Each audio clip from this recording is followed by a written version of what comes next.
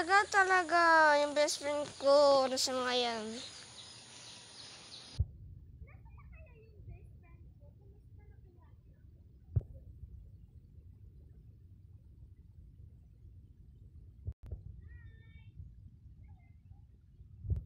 Kamusta ka na?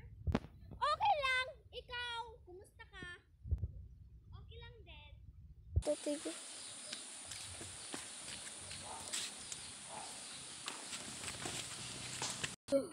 Hay, ang bagal naman ang sasakyan.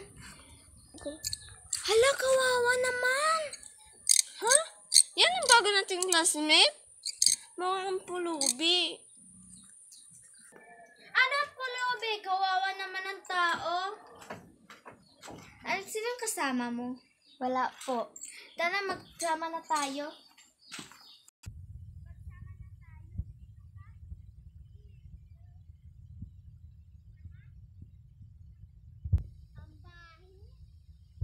Anong sinasabi mo? Wala.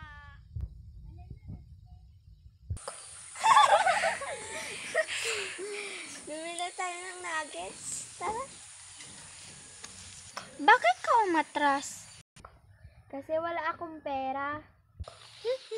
Kawawa naman. Kundi natin siya sasamahan. Bakit? Ang arte mo naman. Kasi ang baho. Mukhang ako yun. Ito ang bago kong bag, binili ng mami ko. Ito din sa akin. Ito din sa akin. Kawawa naman. Ito lang binili ni nanay kasi wala na kaming pera. Ew! Ito? Oo. Kawawa naman ang tao. Hindi na sila best friend. Ito na yung bago ko. Magsama na kayo.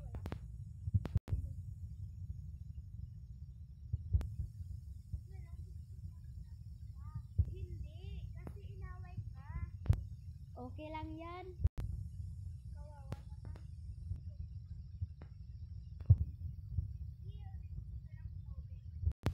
Oh, yan. Naintindihan mo na.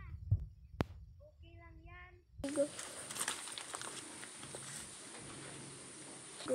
Hay, ang bagal naman ng motorsiklo.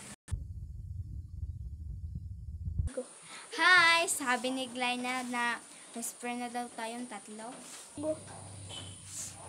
Tatawarin mo na ako. Hindi ko yung kasalanan dahil hindi ko alam na mali daw to. Okay lang yan.